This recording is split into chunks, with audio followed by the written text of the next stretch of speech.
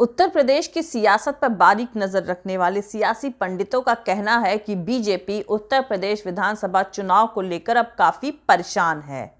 मुसलमानों को लेकर जहरीली बयानबाजी और तमाम तरह की कवायद भी उसकी मदद नहीं कर पा रही है, जबकि मुसलमानों ने मुल्क के वजीर आजम नरेंद्र मोदी की तरह इन नफरती बयानों पर अपनी चुप्पी साध रखी है। यही वजह है कि हिंदुत्ववादी ऑर्गेनाइजेशन को अब मैदान में उतरना पड़ा है और हरिद्वार में धर्म संसद ऑर्गेनाइज करके मुसलमानों के नरसंहार यानी जेनोसाइड के लिए भड़काया गया है। मुसलमान इस बात पर भी खामोश है, लेकिन बीजेपी इस बात से काफी परेशान है कि इसका उल्टा असर पड़ रहा है। तमाम लोगों ने इन बयानों पर कड़ी नाराजगी जताई है। दुनिया भर से जो रिएक्शन आ रहा है इस वायरल वीडियो को लेकर, उससे पता चलता है कि बीजेपी और संघ की इमेज दुनिया भर में इस बात से कितनी ज्यादा खराब हुई है। उत्तर प्रदेश इलेक्शन में हरिद्वार धर्म संसद जैसे टोटके कितने कामयाब होंगे और बीजेपी उत्तर प्रदेश चुनाव जीतने की झंझलाहट में और क्या क्या गुल खिला सकती है, यह भी जल्द ही पता चल जाएगा। हरिद्वार में धर्म संसद नाम के प्रोग्राम में मुसलमानों के खिलाफ भड़काऊ भाषण देने और लोगों को वायलेंस के लिए उकसाने के सियासी तमाशे को दुनिया भर के मीडिया ने जबरदस्त तवज्जो दी है। इस घटना पर पुलिस की कार्रवाई और उस पर भारत के सत्ताधारी दलों की चुप्पी से जुड़ी खबरें अमेरिका से लेकर जर्मनी, फ्रांस तक और रशिया से लेकर पाकिस्तान तक के अखबारों ने अपने पहले पन्नों पर छापी है।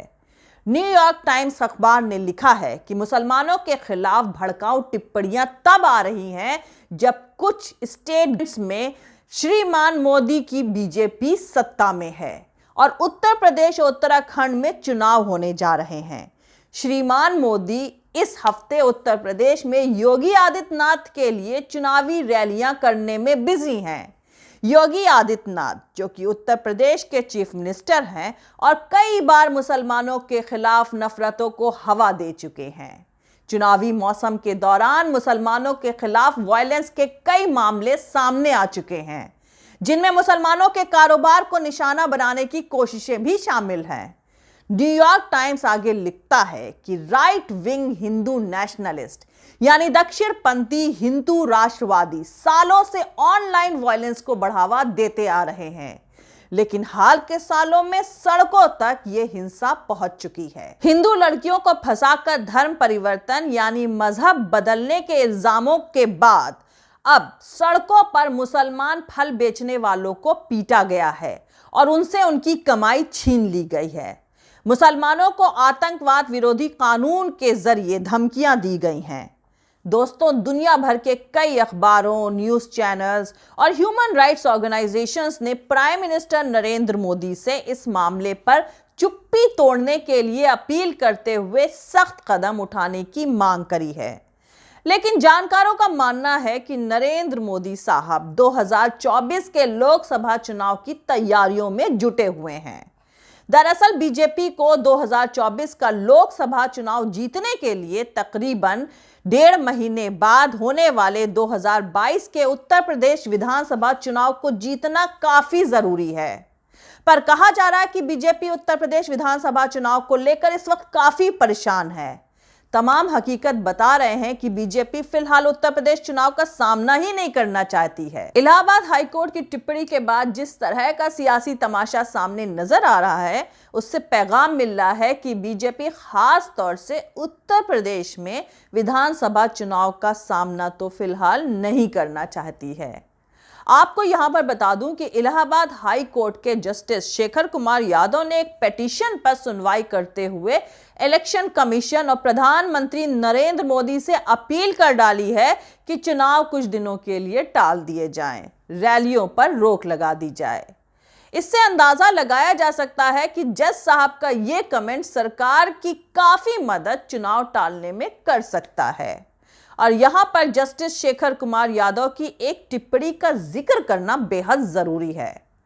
सितंबर 2021 को एक पिटीशन की सुनवाई करते हुए यही जज साहब ने फरमाया था कि गाय को नेशनल एनिमल डिक्लेयर कर दिया जाए। इसमें हिंदुओं की आस्था है, किसी को इसे मारने का हक नहीं दिया जा सकता है। गाय बूढ़ी भी जब हो जाए तो भी सभी इसके गोबर का इस्तेमाल करते हैं। जज साहब की टिप्पणी बहुत लंबी चौड़ी थी।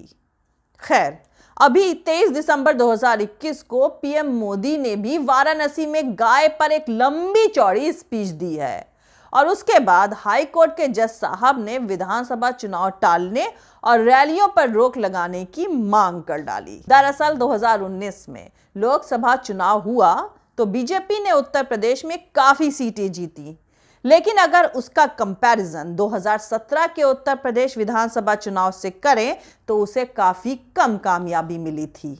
फिर कोरोना आ गया। कब्रिस्तान से लेकर नदियों में लोगों के शव यानी डेड बॉडीज तैरते मिले। उत्तर प्रदेश पर इल्जाम लगा था कि उत्तर प्रदेश के अस्पतालों में ऑक्सीजन और बेड ना मिलने की वजह से ये मौतें हुई थीं। पर योगी सरकार ने इन इल्जामों को एकदम गलत और बेबुनियाद बताया था। लेकिन इस मामले में सेंट्रल गवर्नमेंट से लेकर स्टेट गवर्नमेंट तक सबकी काफी किरकिरी हुई। अभी तक कोरोना से मरने वाले किसी परिवार को मुआवजा भी नहीं मिला है। उत्तर प्रदेश विधानसभा चुनाव 2022 में अब बामुश्किल तकरीबन 1.5 महीने बचे हैं। चुनाव आयोग जल्दी ही इलेक्शन की तारीख ऐलान करने वाला है। नरेंद्र मोदी, योगी आदित्यनाथ से लेकर तमाम मोदी सरकार के मिनिस्टर्स और नेता उत्तर प्रदेश की तरफ दौड़ लगा रहे हैं, लेकिन फिर भी अपने प्रोग्राम्स में उम्मीद के मुताबिक भीड़ नहीं जुटा पाए हैं। सरकार होने की वजह से इन प्रोग्राम्स को शानदार और आलीशान तो कर दिया जाता है, लेकिन जनता नहीं पहुंचती। हाँ, कार्यकर्ता बेचारे पूरी मेहनत से नारे लगाते जरूर नजर आते हैं। उत्तर प्रदेश चुनाव बीजेपी के लिए कितना अहम है, इसका अंदाजा आप इस बात से लगा सकते हैं कि प्राइम मिनिस्टर नरेंद्र मोदी अभी तक वहां 10 बार जा चुके हैं। पिछले 10 दिनों में तो वो वाराणसी ही 2 बार चले गए, लेकिन इसके बावजूद सरकारी प्रोग्राम से जनता ने दूरी बना रखी है। आपको बता दूं कि 2022 में उत्तर प्रदेश, पंजाब, उत्तराखंड, गोवा और मणिपुर में विधानसभा के चुनाव होंगे। 5 राज्यों के विधानसभा के चुनाव 2024 में होने वाले आम चुनाव के लिए बेहद अहम माने जा रहे हैं। इसलिए नेताओं के दौरे चुनाव वाले राज्यों में बढ़ गए हैं। वहां ताबड़तोड़ रैलियां हो रही हैं और हजारों की तादाद में लोग रैलियों में शामिल हो रहे हैं। मास सोशल डिस्टेंसिंग का ध्यान कितना रखा जा रहा है, रैलियों की तस्वीरों को देखकर पता ही चल जाता है। खासकर उत्तर प्रदेश में, जहां तमाम सियासी दलों ने कैंपेन के लिए एड़ी चोटी का जोर लगा दिया है। चुनाव को टालने वाली कोर्ट की नसीहत पर जानकार याद दिलाते हुए कह रहे हैं कि अप्रैल में पश्चिम बंगाल में विधानसभा चुनावों में भी प्रधानमंत्री नरेंद्र मोदी ने बड़ी बड़ी रैलियां करी थी। सुबह उन्होंने कहा कि लोग कम जमा हो और शाम को रैलियों में भीड़ देखकर खुशी जाहिर करते हुए उन्होंने कहा था कि इतने सारे लोग आए हैं, मैं तो गदगद हो गया हूं। वैसे इलेक्शन कमीशन ने कहा है कि वो अगले हफ्ते उत्तर प्रदेश विधानसभा चुनाव पर फैसला लेगा। इलेक्शन कमीशन के ऑफिसर्स अगले हफ्ते लखनऊ के हालात को रिव्यू करने जा रहे हैं। आपको बता दूं कि चुनाव आयोग की टीम चुनावी तैयारियों का जायजा लेने के लिए उत्तर प्रदेश जाने वाली थी, लेकिन हाई कोर्ट की टिप्पणी के बाद अब हालात बदल गए हैं। जानकारों का मानना है कि इलेक्शन कमीशन अकेले उत्तर प्रदेश के लिए कोई फैसला नहीं ले सकता है। अगर उसे चुनाव टालना होगा तो बाकी 4 राज्यों में भी टालना होगा, क्योंकि सभी राज्यों में कमोबेश हालात एक जैसे हैं ओमिक्रॉन को लेकर। वैसे इस बीच चुनाव वाले राज्यों में नेताओं की रैलियों का सिलसिला बदस्तूर जारी है। कल भी उत्तर प्रदेश में बीजेपी नेताओं के ढेरों कार्यक्रम हुए हैं। दूसरी तरफ होम मिनिस्टर अमित शाह भी अब तक उत्तर प्रदेश में तकरीबन 1 दर्जन से ज्यादा सभाएं कर चुके हैं, लेकिन इनमें भी उम्मीद के मुताबिक भीड़ नहीं जुट पाई। बीजेपी के लखनऊ में जिस निषाद समाज की रैली को कामयाब बताया गया था, उस रैली को निषाद पार्टी की मदद से ऑर्गेनाइज किया गया था।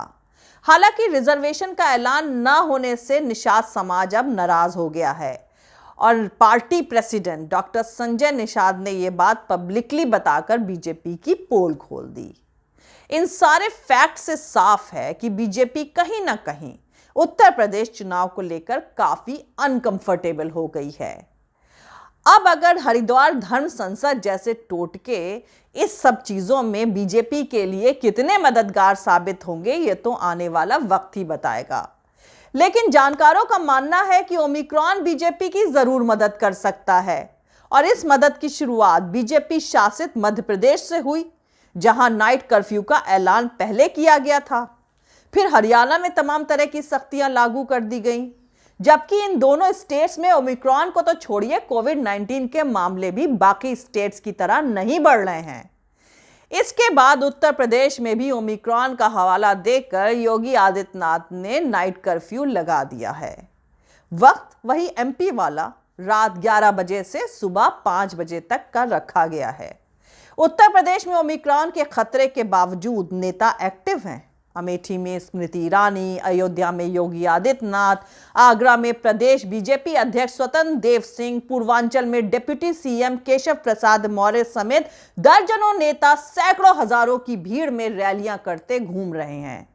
इन्हें लगता है कि उम्मीद बाकी है। दूसरी तरफ हरिद्वार में धर्म संसद ऑर्गेनाइज करके मुसलमानों के नरसंहार के लिए भड़काने वाले मामले को लेकर former navy chief retired Arun Prakash ने सवाल पूछा है कि क्या हम कम्युनल यानी सांप्रदायिक खूनी खेल खेलना चाहते हैं।